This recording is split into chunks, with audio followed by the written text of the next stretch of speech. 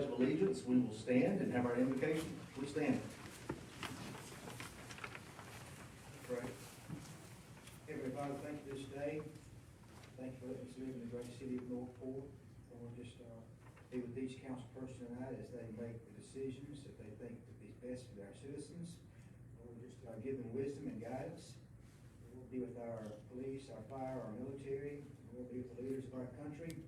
Lord, just thank you for loving us, and these things we ask. Amen. Amen. Attention, salute, pledge. I pledge allegiance to the flag of the United States of America and to the republic for which it stands, one nation, under God, indivisible, with liberty and justice for all.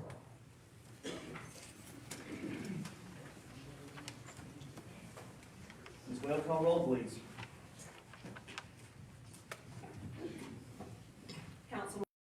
Present. Councilman Washington. Here. Pro Tem Hinton. Here. Councilwoman Dykes. Here. President Hogg. Here. Item 4 is presentations. We have none tonight. Item 5 is approval of the agenda. Is there a member of council that would like to move to approve the agenda as printed? So moved. Second. That's a motion by Councilwoman Bobo, a second by Councilman Washington. Any questions or comments? Hearing none, Ms. Webb. Councilwoman Bobo. Yes. Councilman Washington. Yes. Pro Tem Hinton. Yes. Councilwoman Dykes. Yes. President Hogg. Yes. Item 6 is visitors to address the council. There's no visitors signed up tonight to speak. Item 7 is unfinished business. 7A1 is a second reading of an ordinance amending the municipal code by adding Division 6 to Chapter 70 of Northport City Code relating to the renaming of street and changing the name of a city street. Ms. Ram. Yes, sir. This item of the agenda does come with a favorable recommendation from the Public Safety Committee. We did have a first reading in December, and this is the second reading and is ready for adoption. Okay. Is there a member of council that would like to move to approve this ordinance? Second. Motion by Councilman Washington, second by Councilwoman Dykes. Any questions or comments? Hearing none, Ms. Webb. Councilwoman Bobo. Yes. Councilman Washington. Yes. Pro Tem Hinton. Yes. Councilwoman Dykes. Yes. President Hogg. Yes. 7A2 is a second reading of an amendment to the subdivision regulations regarding sidewalks. Yes, sir. Mr. President, this subdivision amendment, which pertains to sidewalks, was approved by the Planning and Zoning Commission at their November meeting. We're asking the City Council to ratify this amendment so that it can be codified in the municipal code. Okay, and if I understand correctly, Ms. Ram, that this goes from a commercial development being able to have 3 options: 1, to either construct the sidewalk; 2, a fee in lieu of sidewalk; or 3, a complete waiver. And then as for residential, 2 options: construct sidewalk, or 2, have a fee in lieu of. That is correct. Okay. I will make that motion. Is there a second? Second. Second by Councilwoman Bobo. Any questions or comments? Hearing none, Ms. Webb. Councilwoman Bobo. Yes. Councilman Washington. Yes. Pro Tem Hinton. Yes. Councilwoman Dykes. Yes. President Hogg. Yes. 7A3 is a second reading of rezoning to BAN, Bridge Avenue, Northport, of approximately 9.105 acres located at 1007 Rice Mine Road. Yes, sir. This does come with a favorable recommendation from the Planning Commission. Okay. Is there a member of council that would like to move to adopt this rezoning of Bridge Avenue North? That's a motion by Councilman Hinton, second by Councilman Washington. Any questions or comments? Hearing none, Ms. Webb. Councilwoman Bobo. Yes. Councilman Washington. Yes. Pro Tem Hinton. Yes. Councilwoman Dykes. Yes. President Hogg. Yes. 7A4 is a second reading of conditional use approval of performance residential development consisting of approximately 5.42 acres located south of Clear Lake Street and west of Resource Lane. Ms. Ram. Yes, sir. This is a townhome development. Will consist of 51 units with a total of 103 bedrooms. This does come with an unfavorable recommendation from the Planning Commission. Okay. We do need a public hearing for this adoption. Yes, ma'am. And I understand that a lot of you are here probably tonight for this agenda item. By show of hands, how many are here for this project tonight?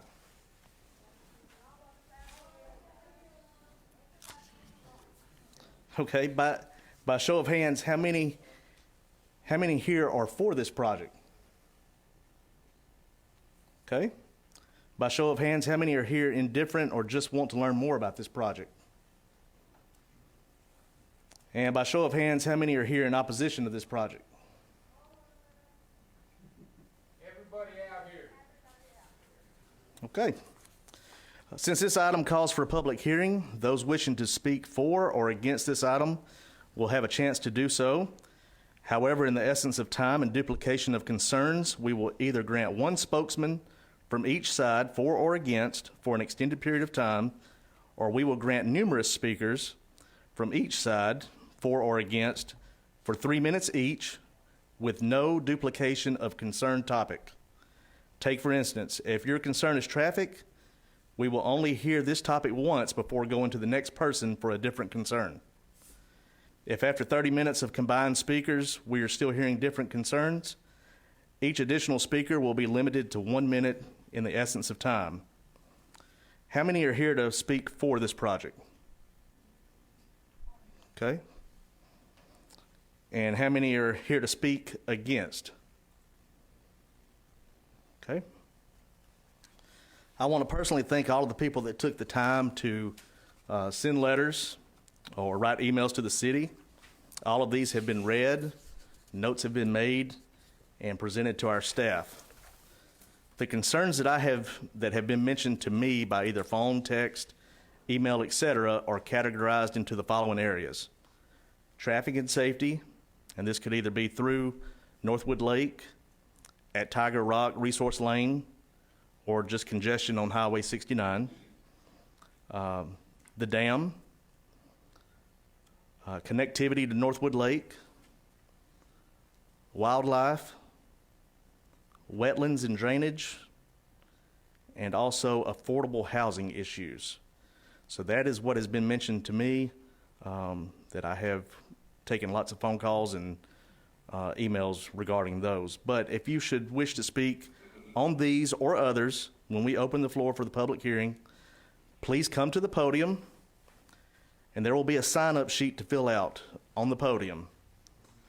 If you will sign up there, that's for way we make sure that we have everything for our records, but you will also be required to verbally state your name and address for the record. So before you speak, make sure you sign up on the sheet and verbally state your name and address for the record before speaking.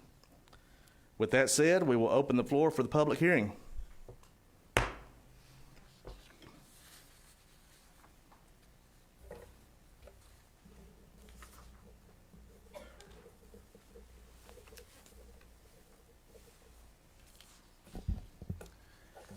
Thank you, Mr. President, members of the council. My name is Brock Corder. I represent the Builders Group, 1307 25th Avenue, Tuscaloosa.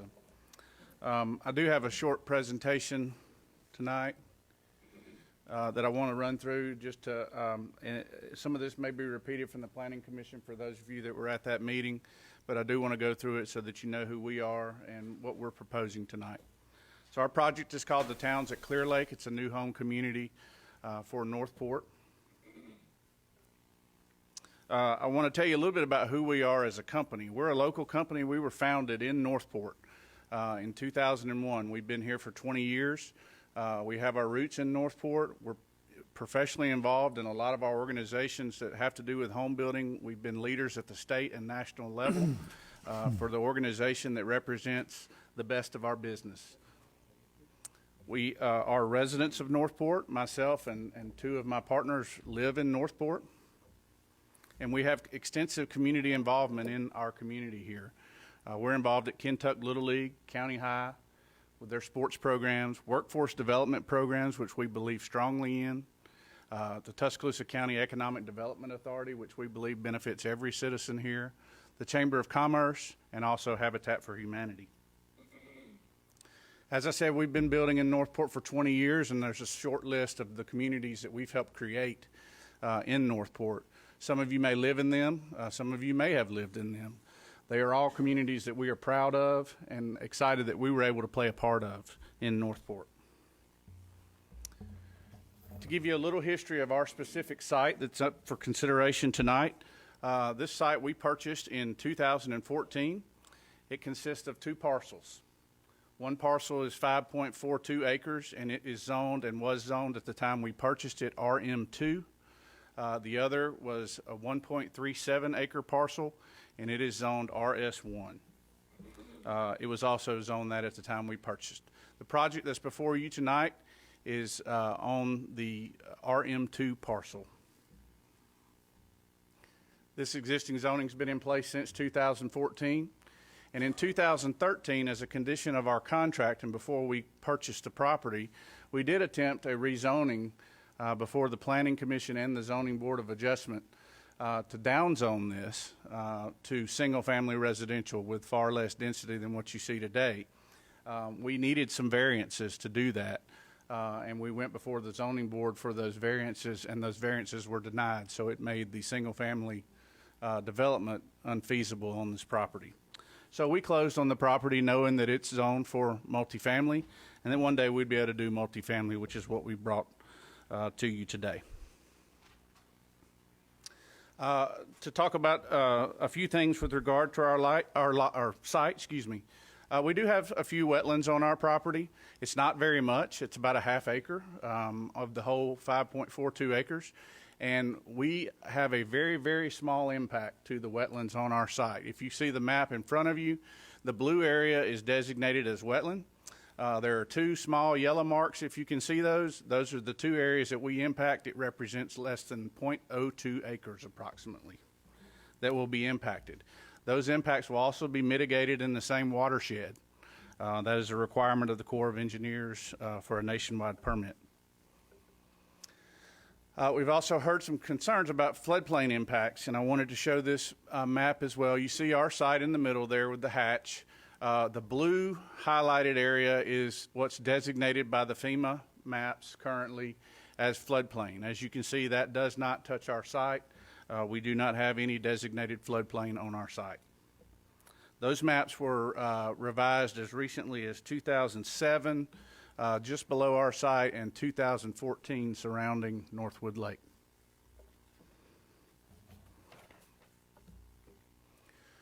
Some details about the community we would like to create, the towns at Clear Lake. We're proposing 51 homes, attached townhomes, 103 parking spaces, and we meet all current zoning and subdivision requirements of the city of Northport. We are requesting no variances and no waivers. We have 4.4 acres of open space. That's 80% of the site, which can be designated as open space. That's 4 times the zoning requirement for the city of Northport. Some of the amenities that we're going to include in our neighborhood, we have a pickleball court. That's pretty popular amongst the population these days. I've never personally played it, but I need to probably. That'll be adjacent to our wetland preservation area. We have a community sidewalk network that'll give access to that area and to all of the residences. We also are single-story and two-story homes, so we've got options there for people that might want both. And then our master bedroom is on the main level on all of our units, which is something that's very desirable in our market here. These are a few inspiration images from a project we just recently completed on Rice Valley Road called the Ridge at Rice Valley. These were 3-bedroom units, but you can see the look of the units there on the left, and then the floor plans of the units there on the right. These are what we started with for this project. So most of our units here will be 2 bedrooms. I think we make it have 1 3-bedroom based on the parking, but most of them are going to be 2 bedrooms here on this site. So just a little inspiration for this project. I want to hit a little bit on your zoning code just to set the stage for why we're presenting this. If you look under the table of permitted uses in your zoning code, section 402, down there at the bottom I've highlighted under RM zoning, multifamily is designated with a P. That is a permitted use under the zoning currently on this site. So it's designated as permitted. Also, in February of 2018, the Zoning Commission, Planning and Zoning Commission, looked at all the single-family residential in the city of Northport and did some rearranging of the classifications of the single-family. This site was not zoned single-family at the time, but the Planning Commission did look at that, and this being adjacent to single family, no indication was given that this site should have any other zoning at that time. And then specifically from the text, and I think this is very important, a use listed in Table 4-1 in any district denoted by the letter P is a use permitted by right, provided that all other requirements of state law and this ordinance have been met, and provided that a zoning certificate has been issued in accordance with Article X. The zoning certificate would happen if this were to be approved, is my understanding. I want to talk a little bit about location, if I may. Dr. Hinton did meet with me before the Planning Commission meeting, and Dr. Hinton had a statement that was read into the record that night, and I'm going to paraphrase it, and Dr. Hinton, if I get any of it wrong, please let me know. Dr. Hinton said he thinks that we will build quality townhomes. I think these homes will perhaps meet a need for a segment of the Northport population. I just think they are misplaced. So I want to ask a little bit about location. What laws do we have in our country, in our state, in our city that tell us where the suitable locations and placement are for townhomes or any developments? What laws do we have? We have zoning laws that tell us that. And our site is zoned for what we're asking for. Therefore, we believe we meet the law.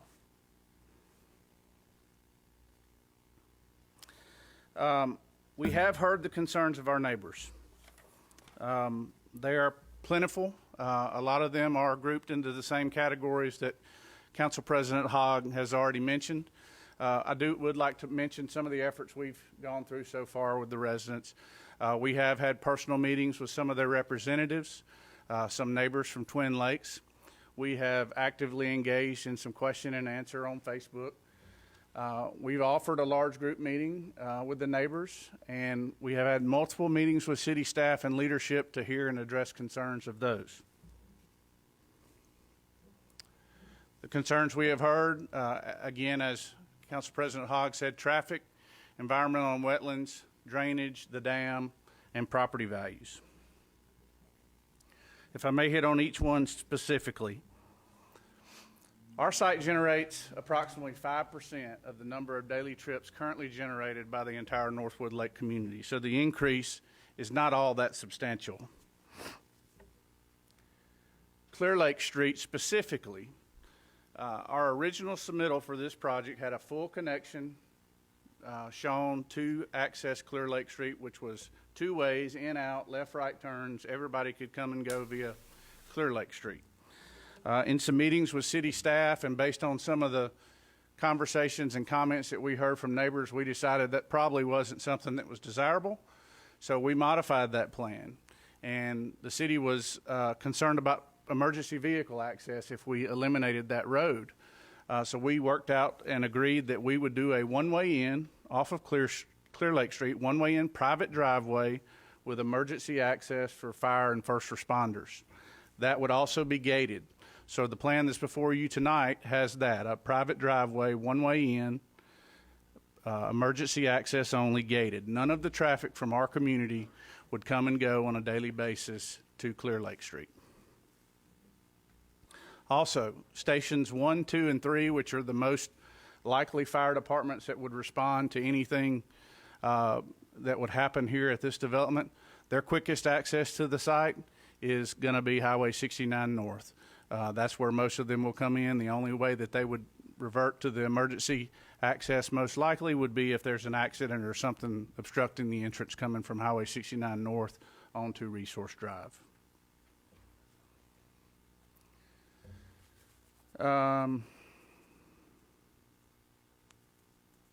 The only reason given at the Planning Commission for those who voted to deny our petition was the lack of the second access point, the full access point.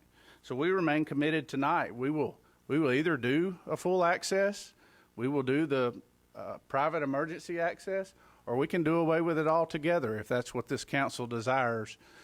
We are flexible with regard to that. We do not need the connection to Clear Lake. But we are willing to listen to the comments and concerns you have and modify as appropriate. With regard to Highway 69 North and Resource Drive, that is 69 North is ALDOT's jurisdiction. There were no significant concerns at our pre-design meeting with them on the Highway 69. The left turn lane already does exist.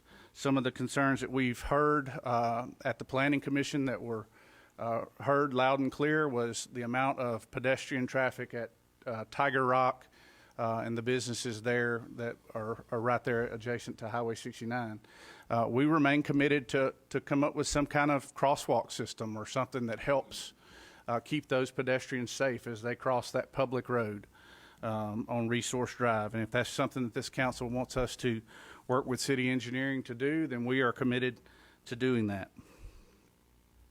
Moving on to environmental and wetlands, I talked a little bit about this previously, but the jurisdictional areas are, and the impact is very minimal.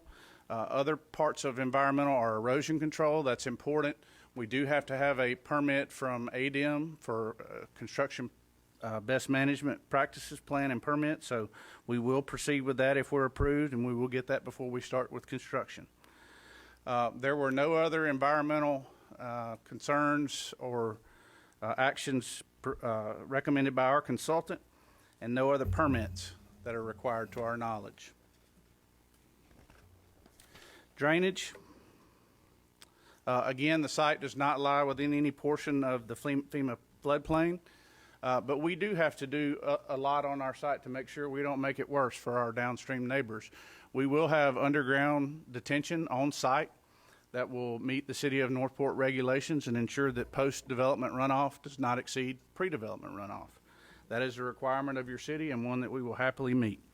Our engineer is here tonight as well, so if there are specific questions with regard to that, then I'll be happy to make him available. The city engineer must sign off on our final design, and the Clear Lake Dam is something that's been addressed to us. So our development does not affect the dam directly. We don't touch it. We're not doing anything to add to it, in my opinion. We're not changing the drainage at the dam. It is upstream of us, and it is a private dam, nor could I do anything if I wanted to a private dam.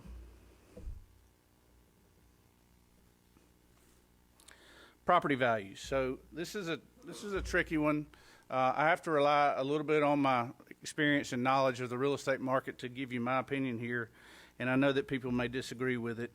But our projected sales prices would be in the high $100,000 to $250,000 range for this project. Now, obviously, we're in a very fluid real estate market. That could change up or down some. I don't ever see it going down, but costs are in an upward spiral right now, so that could go up. But that's the projected range today. That would put our price per square foot in excess of anything that's selling right now in Northwood Lake or the Twin Lakes communities. So our price point per square foot would be high, but because we're a smaller product, we still remain in a reasonable range so that people are able to afford the product. A dynamic and healthy housing market has to have all types of housing. We build homes from $200,000 to $1 million, and I can tell you there's demand and need for every one of them for us to have a healthy housing market. With regard to what our property does to property values around the area, I can only speak to experience and show you an example of Pinnacle Park, which is next to the towns of North River. I used to live in the towns of North River, and my neighbors showed up en masse to oppose Pinnacle Park. It's a 72-unit townhome project. We didn't develop it. They were all worried about property values. That neighborhood, Pinnacle Park, has been completed for nearly 3 years, I believe. Property values in the towns have risen 25% since that time. I don't believe property values will be degraded by what we're offering here. To conclude, I just want to remind you we're a local company with a proven track record of success in Northport. We meet all of the subdivision and zoning requirements of your city. We have no variances and no waivers requested. The zoning code states that it is permitted by right. There is a need. It's been acknowledged by several of the neighbors who've contacted me privately and said I showed up against it, but man, I might like to live there one day. And also by the council person. We have heard the neighbor concerns. We remain flexible on the traffic with regard to Clear Lake Street. I would reiterate that to you. If there's a modification that this council sees we need to make, we are willing to listen and try to meet the needs of everyone here. And we will also listen and try to do something with regard to pedestrian access across Resource Drive. Our engineering, when we get into the engineering phase, assuming if we get approved, our engineering will work with your engineering, and we will make sure that we meet all of the regulations that are in place. And we believe property values will take care of themselves. We are simply asking you to be able to develop our property with the zoning and subdivisions that are regulations that are in place by right. We believe we meet all those requirements. With that, I would like to, I'll stop. I know there's people here that want to speak, and I'll be glad to answer any questions from you, or we can do that at a later time. Thank you. Thank you, Mr. Corder. I was making some notes while you were speaking, and just want to make sure I've jotted all this stuff down right. So you'll have 80% of open space, 4 times the zoning requirements. There's only a 0.02 acres of impact. There's no floodplain on the site. The dam is privately owned. That has nothing to do with you. You can't do anything with a private property. Building is permittable under a nationwide permit from the Corps of Engineers. All mitigation to be done. I guess that would be for a net zero impact. And then ADEM does not have jurisdiction over the wetlands, but they do have jurisdiction over site disturbance and erosion control, so you'll have to submit for permit through them. And then as for drainage, of course, you stated that your engineers must design the site so that post-construction runoff does not exceed pre-construction runoff, and this will be done through an on-site detention system. Okay? So we'll make sure I have everything correct here. Is there anyone else that is here to speak for or against this? Please. I also have a presentation. Okay. If you will, please sign your name, and then if you'll also state your name and address for the record.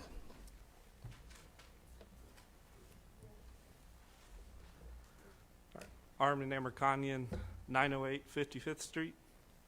And I have a presentation, a PDF. No, I have a... Yeah. Okay. I'm an assistant professor at UA. I'm licensed professional engineer in Alabama, South Carolina, and Oregon. I was previously vice president of MTLS, which is a geotechnical investigation firm in Florida, where I was previously licensed. Next slide, please. Oh, I can do it. Okay. All right. Just want to bring up, just in case no one's aware, Alabama is the only state in the country that actually has no regulations on dam safety. The state of Alabama does not have a dam safety official. No pun intended.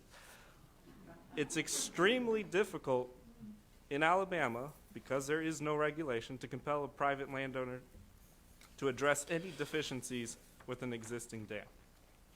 Now, the site of interest here, there's actually 2 dams. The big one is Clear Lake Dam. The minor one is Twin Lakes Dam. And here you can see where the proposed development is. Now, looking at Twin Lakes Dam, it failed this past summer due to an overtopping event that actually eroded the downstream slope bad enough that it needed to be repaired afterwards. I actually am unaware of who repaired, but I believe the city of Northport provided the repair for this by adding riprap to the eroded downstream slope.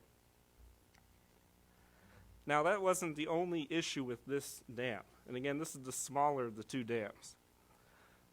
Along the groin of the dam, which is kind of the wedge, if you will, along the downstream slope, it does have some drainage present. There's some corrugated metal pipe. I also found a reinforced concrete pipe at the site as well. But because of the increasing rainfall events we've been having here in Tuscaloosa, it's starting to become overwhelmed, and there is some growing erosion on this dam. If the development gets underway and people begin to inhabit the proposed development, the NRCS requires this to be labeled as a high-hazard dam. Right now, it's a low-hazard dam because no one lives in the breach flow path of the dam. If it were to breach, no one would die because no one lives down there. But if a development does begin to form down there and people reside there, the NRCS requires this to be high-hazard. The current principal spillway on this small dam is actually half the size of the required diameter that would be needed for a high-hazard dam. In addition, there is only one spillway. NRCS requires high-hazard dams to have an auxiliary spillway in the event the principal spillway becomes clogged or overwhelmed with a probable maximum precipitation event. That's the small one. The big one, Clear Lake Dam, has some actually worse issues. It also experienced a failure this past summer. It was overtopped, which is considered a failure for a dam because dams are designed to hold back water, not allow them to flow over. That would be a spillway. This is not a spillway. Some of the current deficiencies with this dam are excessive vegetation growth along the downstream slope. NRCS does not recommend, nor does FEMA recommend any vegetation grow on the downstream slope due to a piping issue. And in fact, you can already see this if you go out there. There are huge depressions in the downstream slope due to decayed tree roots that have formed in the slope. This can lead to piping, which is an issue where water on the retained side slowly seeps through and finds a path of least resistance and then brings out material and causes a breach. Another issue with this dam is the outfall from the principal spillway goes across the toe. It's not good. It starts to erode the stability along the base of the dam. Also in the road, there's evidence that there's longitudinal cracking at the crest of the dam, likely due just to the age of the dam. I believe these are 50 or 60 years old, which are already at the end of their service life. And this suggests, but would need to be investigated, that there's a slope failure beginning to form. If proposed development occurs downstream of this dam, same issue as the Twin Lakes Dam. There is no auxiliary spillway present for this dam. If the development proceeds, this dam would need to be classified as high hazard and would need an auxiliary spillway. There currently isn't one. Now, if the construction proceeds, the applicant would be building a house or a set of houses downstream of a dam, both of which have failed previously. And if no remedy is taken to address these deficiencies, there's negligence involved. Engineers stamping this document could be found negligent in not mitigating an issue, a hazard that's present to the development downstream of this dam. The applicant himself, or itself as an entity, could be liable as well. They're aware of this hazard, and it doesn't matter if it's on their site or not, they still need to mitigate it. You don't knowingly put people in danger in a high hazard situation. And I believe at the last council meeting, January 3rd or start of this month, Dr. Hinton mentioned that with the current budget, there's been no borrowing, no bonds. The city is stable financially. I don't want to see my city at the end of a lawsuit when multiple people die due to a dam breach. Because as a city, if you ignore this hazard without mitigating it, that's an issue. Because when these dams breach, if there's a development downstream of them, there will be loss of life. I believe this site should remain uninhabited until the issues with both dams are mitigated. Thank you. Thank you for coming to speak. In regards to the dam, I just made some notes while you were speaking, and I do want to say that the city maintains the road through right-of-way, but not the dam itself because it's privately owned. As for the riprap, I believe that was done to preserve our road. We did not fix anything with the dam because it's privately owned, but I believe if we put the riprap there, that would be to preserve our road. Then as for the vegetation that you discussed, the vegetation would be from the private landowners, so that would be their issue. And then also this last page, I'll have to get with legal on this, but I know there's a lot of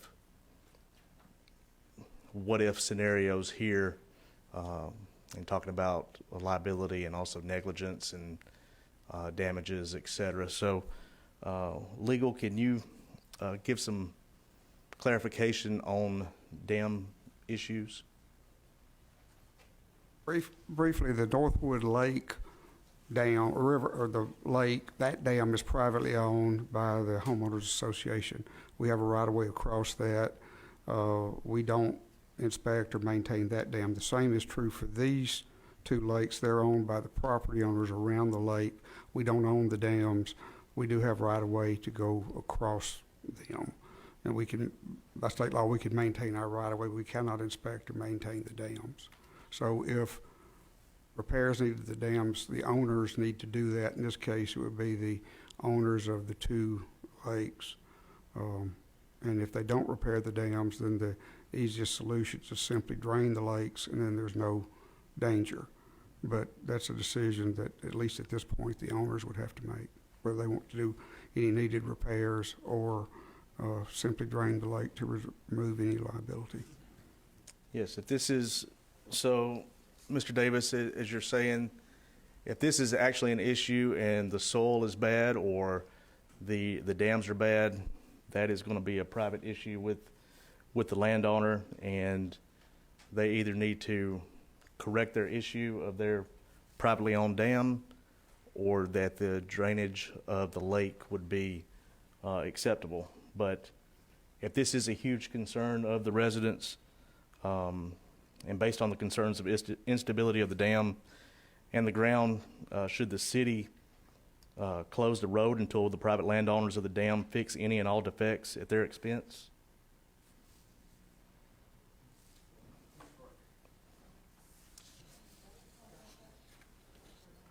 Yes, the only interest the city has are the right-of-ways through there, and the city could do that if that's what becomes necessary.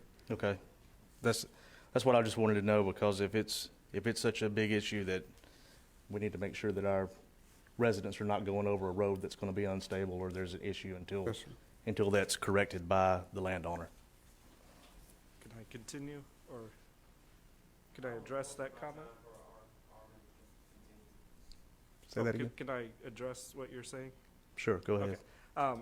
So with the instability or the deficiencies in the dam, right now it's a low hazard dam. There's very minimal risk of any property damage or loss of life. Now, yes, if someone was sitting on the dam and it breached, obviously they would be at risk.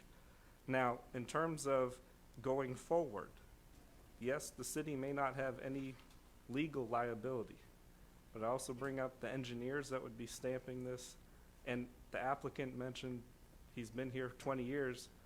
I actually like the fact we have local builders. We don't have people from Georgia or Chicago or anywhere else coming and building subdivisions here. And so I don't want to see someone get sued and go bankrupt due to this issue. Now, with the private landowners, again, Alabama is the only state that has no mechanism to compel a private landowner to fix any deficiencies. And if the dam breaches, there's really nothing to do. If there were damages, sure, someone could sue the landowners and say, hey, you know, your dam breached, you did. But they're actually doing, for a low hazard dam, the required amount of maintenance. If you look in the NRCS guidelines, while the vegetation is an issue, it's not an issue for low hazard dams. The groin erosion is not an issue for low hazard dams. They're currently maintaining it as a low hazard dam. As soon as you make it a high hazard dam, it's an issue. And the developer would be unilaterally impacting those owners due to a development without any mitigation in place. And I understand what you're saying, but at that point, it's not a city issue. It is a developer and a privately owned land owner of the dams Okay. issue at that point. And the only thing that we have, like I said, is the right-of-way for the road. And if it's an issue, then maybe if this is approved or whatever, and there's something going forward to make it more of a high hazard, maybe we close off the roads until that is. Mr. President, comment. I think I heard you say that if the developer knows this and proceeds anyway, then if something happens, he would be liable in that case. Is that correct? Yes, without mitigating the issues. But that is something between the landowner and the developer. That has nothing to do with the city function. So, thank you so much. Is there someone else that's here to talk about something else besides the dam? That'd be me. Okay. My name is Justin Beams. My address is 3971 Aspen Street. Okay. Thank you, I Justin. gave a little bit of my time to Armin there. I am a geologist and a GIS analyst and technician, and I continue to voice my concerns on the flooding issues that we're having. You know, I know that the FEMA maps, the most updated ones, are 2014. We haven't started experiencing these severe weather events like this until the last few years. So we're almost 7 years away from those, 7 to 8 years away from those maps being published. So this should be taken into account, because I mean, we are experiencing climate change. We are experiencing more rainfall, more severe storms and all that. And adding more, concrete or blacktop or any more structures along that 2 Mile Creek drain going into the Warrior River is going to increase the flooding. And that's something I'd like the council to take into consideration to think about. Do we really want to increase the flooding problem that we're starting to experience? And that's all I really had to say. Thank you, Justin. In terms of flooding, I mean, there's no one here that has a magic wand that can say yes or no that will happen. All we have is to go by the information that we do have, which is the FEMA maps that we currently have. If 7, 8 years from now this proves to be otherwise, that's a decision and something that people will have to make at that time. But what we have now is what we have to go by. That's what the developers and everyone is held to the standard of at the present moment. So I would love to say the what-if scenarios that this wouldn't happen. I don't know if it will or not. And I'm very sensitive to something if like that did happen, though. However, no one has a crystal ball to see the future. But I do appreciate you coming to speak in regards to flooding. It's definitely something that everyone needs to take a look at. So thank you. Yes, sir. Good evening. My name is George Adair. I live at 2108 Fountain Way. My wife and I moved back here in 2017 after I retired from a 17-year career in municipal government. And it's based on that experience that I'm speaking tonight as much as anything about process, if I may. During my service, I was the Director of Public Utilities for towns in 3 different states. I had overall responsibility for water, sewer, and electric systems there.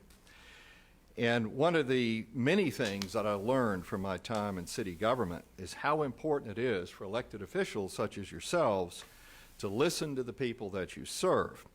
Tonight you've already heard from 2 Northport residents who've taken their time to become knowledgeable about certain aspects of this proposed development. They've shared some major concerns, and if I may so, they've done so very authoritatively. After I'm done speaking, you're going to hear from a number of other folks who have also spent a lot of time and tried to get at the facts, and it will be raising other concerns. Please listen to them. One of the other things that I learned from every community where I had the privilege to serve in public service is how important it is for elected officials to heed the advice and direction from city departments and other bodies in the city that are charged with reviewing plans such as these. You've heard from the Northport Planning and Zoning Commission, and they've reported an unfavorable recommendation. Frankly, I'm surprised to see a second reading before the council given that report out by the body who are charged to be the experts in these matters, to devote themselves to issues related to development such as this.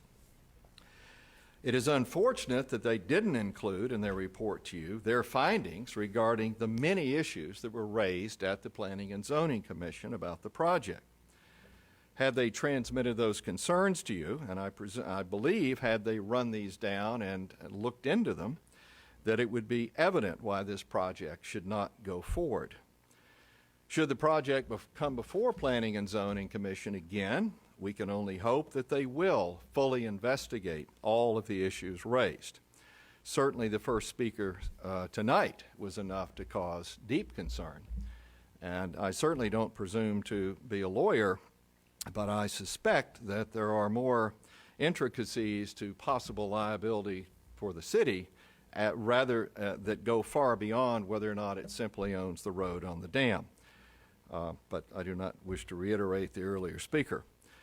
So I'll just leave you with this, that again, I do not feel that the issues have been sufficiently looked into, and I would urge this body to act in the manner that I think you have taken an oath to do, which is to weigh all of the facts and to act in the best interest of the city and to protect all of its residents. And from everything we've heard, I do not believe that this project meets that standard, and I would urge you to act accordingly. Thank you. Thank you, George. In regards to the dam, I know that was something we were just talking about, and I should have also called on John Powell Webb, city staff, if he's here. I know you've had some dealings with Tuscaloosa. Is that correct? Do you have anything you would like to add, or?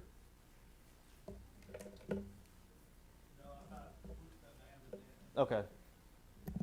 It just hit me, so I wanted to make sure that that I gave everybody an opportunity. So, okay. Next person to speak. Hi. I am not a professor of science. I am an English professor. My name is Anna Davis Abel, and I live at 4512 Twin Lake Court. I'm going to try to go quickly through these points here. I have 3 that I'm trying to hit. I am also one of the people that sent a letter on behalf of some of my neighbors and myself, so I'll be referring to some of that information in this. So the first thing that I want to point out is that we asked that prior to the council voting in favor or against the proposal, FEMA be allowed to come out and release its updated floodplain maps. The current map for the location... We've already discussed the flood. I'm updating it because there was an inaccuracy. So the area actually wasn't evaluated in 2014. It was evaluated in 2007. I provided the link in my letter, and it is currently marked as of 2019 for needing reevaluation. The new evaluation will not be issued until a real human goes out and does so. It has been marked as of 2019, but with COVID, they haven't sent anyone out yet to do so. They can, if you go to FEMA's website, the link that I provided in my letter, you can request, anyone can request, that FEMA go ahead and complete that. So I do ask, because I do believe that the floodplain will move, but we don't know, and so we need to know. Thank you for the clarification. No problem. The other thing that I would like to ask is that the Fish and Wildlife Services be consulted. I spoke with Heather Elliott, the professor of law and water, specifically at UA's law school. And currently, with roughly half an acre, I believe that the builders group thinks that they are in accordance with the Clean Water Act, but there is actually a sub part of the Clean Water Act that says you cannot interfere within 300 feet of a waterbed that directly feeds into a navigable water source, which the current Black Warrior River does. And so because the current maps are not updated, the stream that goes through the property isn't a single stream. It now forks, but because the maps have not been updated, it's not reflected in the building plans. In building the underground culvert that has been proposed, it's going to re-navigate that fork and impede those banks right there. Those banks are also home to a threatened freshwater mussel species. I know, if you're not aware, Alabama has the largest freshwater diversity anywhere in the world.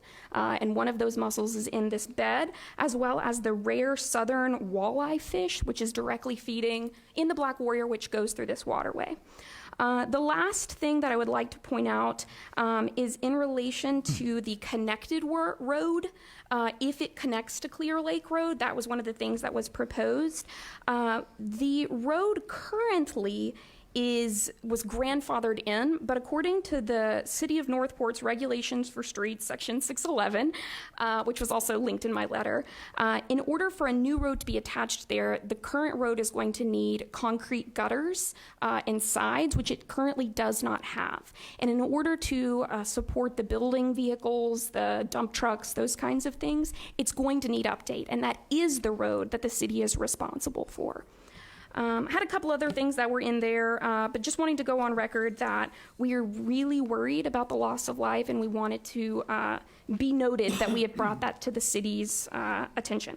And then as a side note, I did ask at the last meeting that if the proposal is granted, the townhome community be renamed so that they won't think that they have access to Clear Lake, since it is a privately owned lake and we would prefer not to have foot traffic in. And I was told it would be updated, and it might still be, but it's not currently on the website. There's been other updates, but not the name. So that's just a small request that I have. All right. Thank you, Anna.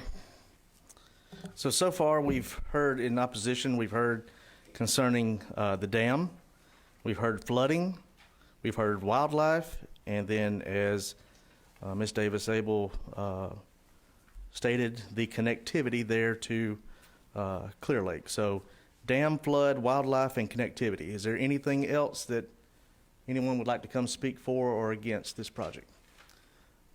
Please come to the podium.